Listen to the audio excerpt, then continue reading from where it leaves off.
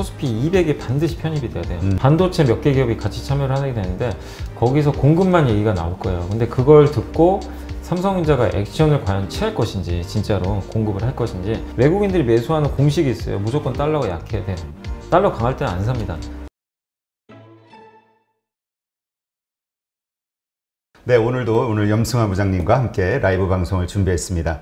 근데 오늘은 일단 시작을 TV에 보니까 예능에 나오셨더라고요. 안유아 교수하고. 아, 보셨나요? 아, 예능 진출까지 하고.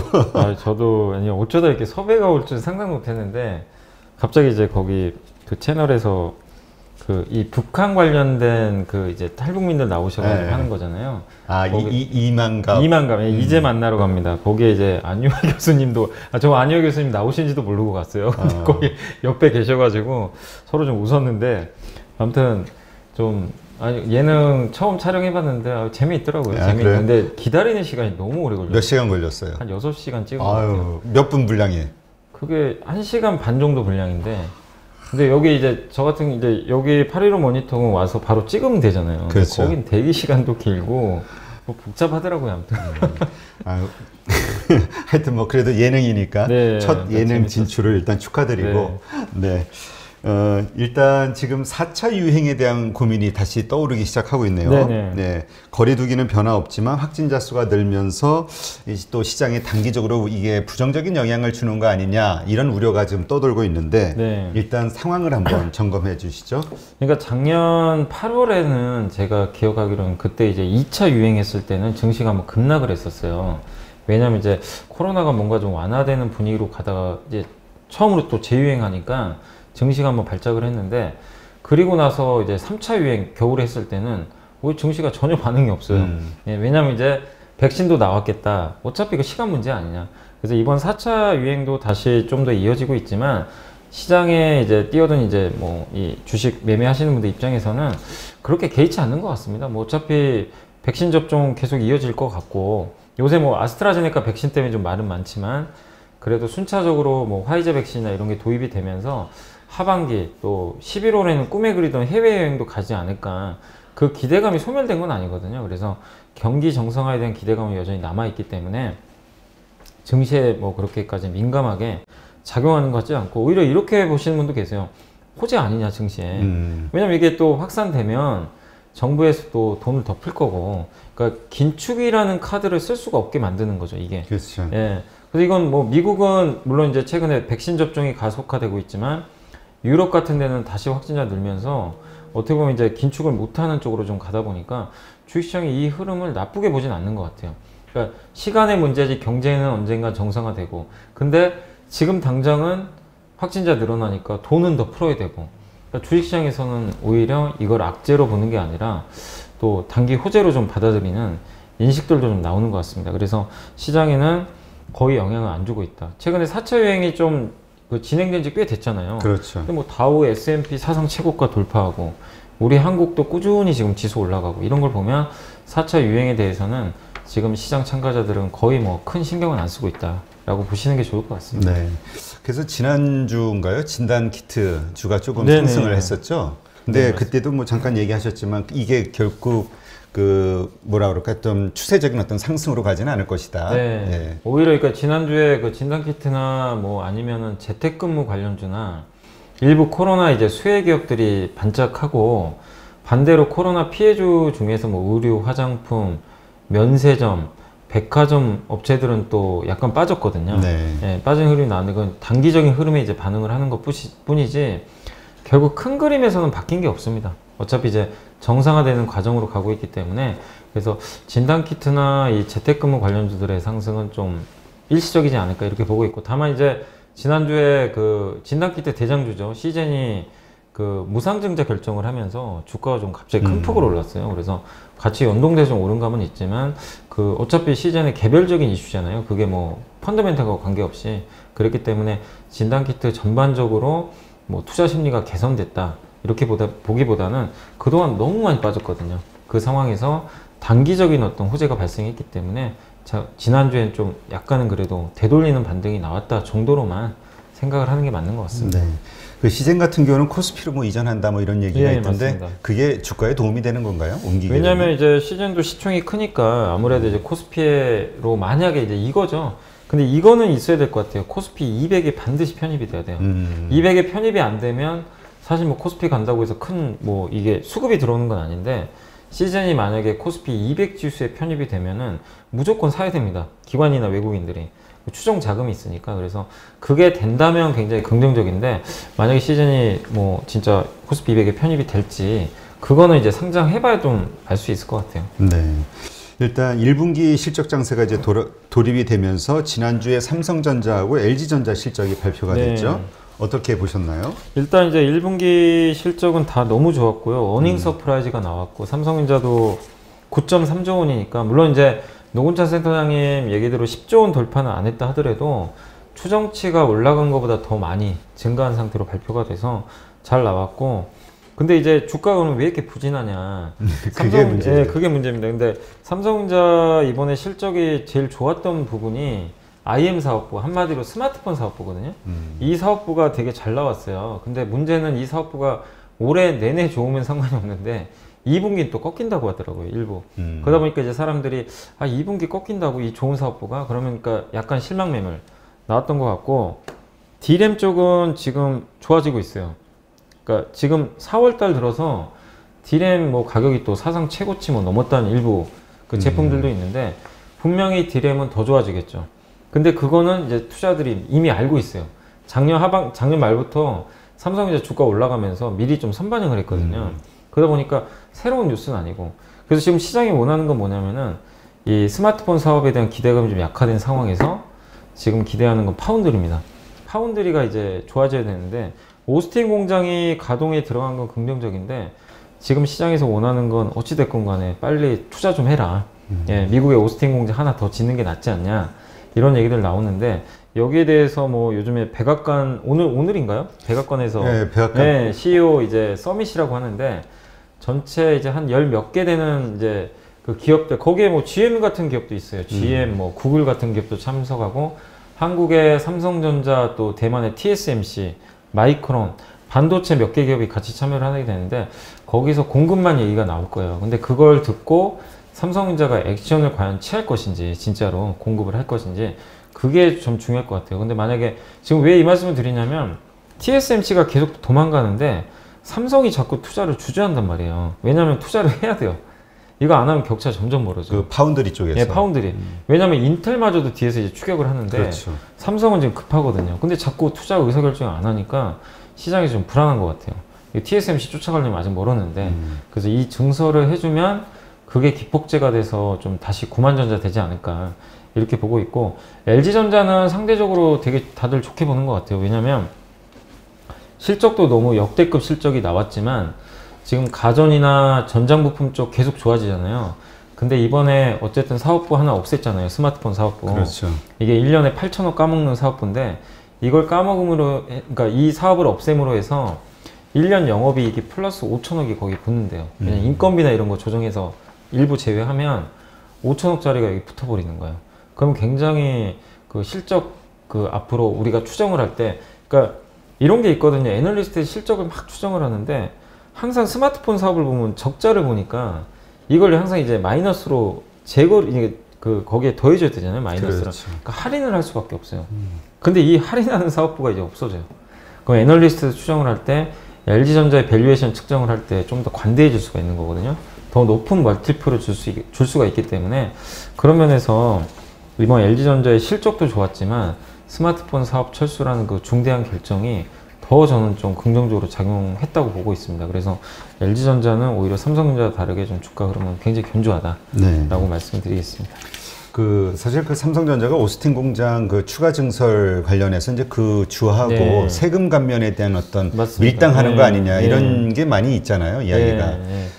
어쨌건 삼성전자는 그 세금 정책만 좀 되면은 해줄 수 있는 의향은 그러니까 설비 증설을 하는 의향은 있는 거잖아요. 그게 이제 뉴스를 보면은 뭐 뉴욕주에서도 뭐 얘기가 있고, 그러니까 뭐 약간 뭐 줄다리기 하고 있다, 뭐 더 많이 깎아주는 쪽으로, 뭐 10년 이상 뭐 감세해주라 뭐 이런 얘기도 나오는 것 같은데, 근데 이건 뉴스에 나온 얘기라 삼성이 공식적으로 얘기한 건 아니거든요. 그래서 우리가 추측할 수밖에 없는데 당연히 뭐 삼성 입장에서는 세금 더 깎아주는 것이 더 좋겠죠. 좋은데 시장에선 그래도 오스틴을 많이 낙점을 하고 있는 게, 왜냐면 오스틴에 공장 부지가 지금, 그러니까 공장 부지가 있잖아요. 거기에 옛날에요 1공장이 있었는데 그거 폐쇄됐거든요. 그래서 지금 2공장이 있어요. 2공장 가동 중이고, 그 부지 보시면은 3공장, 4공장 부지가 따로 있어요. 거기에 바로 건설만 하면 돼요. 근데 지금 거기 그 비어 있거든요. 그 예전에 얼마 전에 거기 도로 깔려고 그 텍사스 주 정부에도 그 신청을 해놨던 것 같고, 그러니까 그런 걸 종합해 봤을 때 바로 옆에 또 오스틴도 있는데 굳이 뭐 다른 데 하는 것보다는 효율성 면에서 오스틴 공장을 추가 증설하는 게 제일 유리하거든요. 세금만 좀 더 감면을 해준다면. 그래서 그렇죠. 오히려 지금 많은 그 증권가에서는 오스틴 공장 증설 쪽에 좀 무게를 두고 있다라고 보시는 게 맞는 것 같습니다. 이제 백악관 회의에서 그러면 이제 뭔가 여기서 그 증설을 하겠다 이런 합의가 만약에 나오게 되면 네. 이거는 우리가 삼성전자 호재로 봐야 될까요? 당연히 아니면 호재로 봐야 됩니다. 호재예요? 왜냐하면 삼성전자가 물론 이런 거죠. 뭐 D램 투자를 너무 한다거나 이러면 반도체 장비한테 좋은데 공급 과잉 이슈가 펼쳐질 수 있잖아요. 근데 아시겠지만 파운드리는 공급이 없어요. 지금 공급이 너무 부족해요. 부족한 데다가 지금 계속 수요는 증가하는데, 그래서 무조건 증설을 다 해야 된다고 생각을 하는데 지금 뒤에서 인텔이 치고 들어오죠. 그렇지. 그다음 TSMC는 뭐 100 몇 조를 투자한다 그러죠. 삼성이 중간에 껴가지고 지금 갈팡질팡해요. 그러니까 투자자들은 좀 불안해요. 빨리 발표를 해라. 뭐 왜 투자 안 하냐 이러는데, 이게 이후에 어찌됐건 간에 삼성이 뭐 30조 원, 지금 들리는 얘기는 20조 30조 얘기 나오는데 그걸 확실하게 선을 딱 그어주면 일단 불안 심리가 해소되거든요. 그렇죠. 아, TSMC랑 이제 경쟁 한번 하겠구나. 그래서 그 자체로도 삼성한테는 되게 좋은 뉴스고, 삼성만 좋은 게 아니잖아요. 그러면 우리 한국의 반도체 장비 소재한테도 소부장제들. 예, 너무나 좋은 이벤트가 좀 나올 수밖에 없기 때문에, 그래서 저는 그 그림은 뭐 모든 회사들한테 다 해피한 그림으로 가는 게 아닌가라고 보고 있습니다. 네. 자, 그러면 이제 실적 시즌이 발표되면서 이게 증시에 우리가 기대하는 대로 상승의 어떤 효과를 네. 좀 지원을 해줄 것이냐, 아니면은 네. 이게 오히려 좀 실망 매물이 나오게 되는 기회가 될 것이냐, 이런 이야기들이 지금 있는데 네. 외국인은 지난주 좀 계속 매수하다가 좀 막판서부터 약간 매도로 좀 전환한 것 같은데요. 네. 그러니까 외국인이 그 지난주하고, 그러니까 4월 들어서 산 게 한 2조가 넘더라고요. 2조 원 이상 매수를 했는데, 뭐 어차피 매수한 거는 두 가지입니다. 항상 여러분들이 그 체크하셔야 될 게, 외국인들이 매수하는 공식이 있어요. 무조건 달러가 약해야 돼요. 달러 강할 때는 안 삽니다. 근데 실제로 4월 들어와서 달러가 많이 꺾였어요. 그렇죠. 생각보다. 그리고 거기다 금리가 하향 조정됐잖아요. 금리가 계속 오르니까, 그러니까 미국이 금리가 올라가는데 당연히 해외에 투자했던 외국인들이 미국으로 가겠죠, 돈이. 네, 그런 이제 효과가 있는데, 금리가 안정되니까 이 돈들이 빠져나가요. 그래서 한국 같은 또 안전한 자산으로, 어떻게 보면 상대적으로 한국이 또 펀더멘털이 좋으니까 이쪽으로 좀 자금이 유입됐던 게 아닌가, 저는 좀 그렇게 보고 있습니다. 그래서 외국인들이 좀 매수를 했는데 추가적인 매수는 더 이어질 것 같습니다. 왜냐하면 지금 한국의 수출 데이터, 오늘도 보니까 4월 1일부터 10일까지 수출 데이터 보니까 일평균 데이터 저 깜짝 놀랐습니다. 30%가 넘었어요. 일평균. 엄청 높아. 10일간의 데이터인데도, 그러니까 우리가 그냥 1일부터 10일이면 약간 조업일수가 다를 수 있잖아요. 그 안에 그렇죠. 뭐, 왜냐면 주말이 껴있으니까. 일평균 데이터는 사실은 이제 거짓말을 안 하거든요. 근데 그게 30%가 넘었어요. 그러니까 엄청난 지금 서프라이즈한 그 수출인데, 이런 펀더멘탈도 좋죠. 달러는 약해졌죠. 그 다음에 성장주에 대한 불안감도 해소가 됐죠. 이런 거 보면 외국인들 입장에서 한국을 마다할 이유가 없고, 그리고 그동안 한국에 대해서 비중을 엄청나게 줄여놨어요. 근데 되게 아이러니한 게, 이 신흥국 시장으로 외국계 펀드 자금이 계속 늘어났거든요. 근데 늘어나는 와중에도 한국을 팔아버렸어요. 여러 가지 이유가 있겠지만. 그리고 다음 달에 공매도 재개되잖아요. 그렇죠. 근데 이제 그런 얘기 있더라고요. 작년 6월에 그 대만은 공매도를 재개를 했을 때 대만에서는 외국인들 매수가 들어왔대요. 왜냐하면 공매도 같은 경우가 없으면 외국인들은 이게 해지가 안 된다고 합니다. 그렇죠. 예, 이게 좋은 건 사고 안 좋은 거 이렇게 팔아서 해지를 해야 되는데 한국은 그걸 할 수가 없거든요. 근데 이제 공매도가 재개가 되면 외국인 입장에서는 이제 그런 플레이가 가능하니까 한국에 대한 투자를 또 늘릴 수 있다. 이런 또 그 기사도 있더라고요. 그러니까 그런 걸 종합해 보면 확실히 외국인들 순매수는 조금 4월을 기점으로 해서 조금은 더 유입될 가능성이 굉장히 좀 높아졌다라고 보시는 게 좋을 것 같습니다. 네. 하여튼 외국인들이 사야 주가가 오르더라고요. 네, 맞아요. 보니까 예. 아무리 개인들이 열심히 사도. 네. 자, 그럼 이번엔 기간 수급을 좀 살펴보면 국민연금에서 이제 국내 주식 비중을 최대 1% 네네네. 정도 더 올릴 수 있다, 이런 규정을 바꿨다, 이런 뉴스가 이제 막판에 나왔는데요. 이게 어떤 영향을 미칠까요? 예, 국민연금이 이제 원래는 16.8%가 주식 비중의 이제 원칙인데요. 네. 국내 주식 같은 경우. 그래서 그거를 플러스 마이너스 2%까지는 재량이 있어요. 그래서 최대 18.8%까지는 유지를 해도 돼요. 그럼 18.8% 이상이면 무조건 팔아야 됩니다. 그게 이제 원칙인데, 그거를 1% 더 올렸어요. 그러면 이제 상단이 18.8에서 1% 더 올렸으니까 19.8이 되거든요. 그럼 국내 주식 비중을 올해 최대로 봤을 때는 19.8%까지는 가져가도 누가 뭐라고 안 합니다. 이제 그렇게 지금 보시면 좀 좋을 것 같고, 1월 말 기준으로 국민연금이 보유한 국내 자산이, 금융부분 국내 자산이 854조라고 합니다. 예, 그렇게 따지면 1%면 8조 5천억 어치 더 보유를 할 수가 있는, 그러니까 8조 5천억을 안 팔아도 되는 거죠. 그치, 얘를 산다기보다. 예, 안 팔아도 되는 거예요. 그러니까 이거를 왜 살 수는 없냐면, 아직도 목표치보다는 주식 비중이 좀 높아요. 높기 그렇지. 때문에 사진 않지만, 이만큼의 금액이 안 나오는 것만 해도 굉장히 큰 거거든요. 제가 봤을 때는. 그래서 굉장히 좀 긍정적이다라고 좀 보시면 좀 좋을 것 같고, 올해 들어와가지고 이 연기금이 현재까지 15조 이상 팔았거든요. 네. 작년 말 기준으로 21% 정도 됐던 걸로 알고 있어요. 국내 주식 비중이. 근데 15조 정도 팔았으면 지금 아마 20% 정도까지는 아마 낮아졌을 거예요. 주식 비중이. 그러면 제가 19.8% 얘기했잖아요. 그럼 사실상 거의 안 팔아도 돼요. 이제는. 그래서 이거 자체만 봤을 때는 증시에 저는 호재다. 왜냐면은 연기금이 정말 하루에 뭐 기본 1,000억, 2,000억씩 때렸잖아요. 근데 그 매물이 없어졌죠. 거기다가 지금 외국인들 들어오기 시작하죠. 그러면은 증시를 괴롭히던 물량들이 이제 해소가 되니까 시장이 뭐 급등한다는 게 아니라 이제 변동성이 축소되는 굉장히 안정적인 그림이 나올 수 있는 상당히 의미 있는 좀 호재가 아닌가라고 좀 생각하고 있습니다. 궁금한 것도 모르는 것도 많은 주린이 여러분, 생각보다 쉬운 주식 투자 저와 함께 해보시겠습니까? 이베스트 마이앱에서 프라임 서비스를 신청하시면 온라인 방송으로 저희 염블리와 함께 하실 수 있습니다.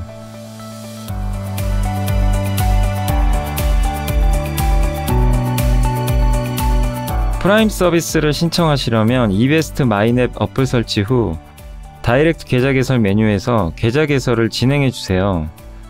다이렉트 지점 선택은 필수입니다. 마지막으로 이벤트 코드란에 염블리를 입력하시면 주식 상품권 10,000원을 화요일에 지급해 드립니다.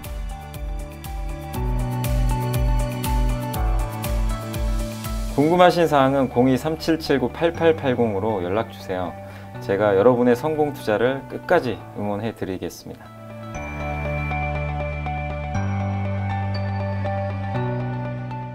네.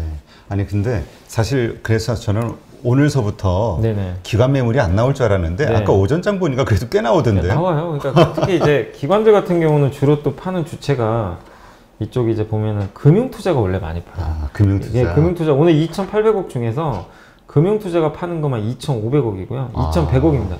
2,500억 중에 2,100억을 금융투자가 팔고 있고, 보험이 100억, 연기금이 300억인데 연기금은 생각보다 적긴 적죠. 예전에 기본적으로 2-3천억씩 팔았으니까.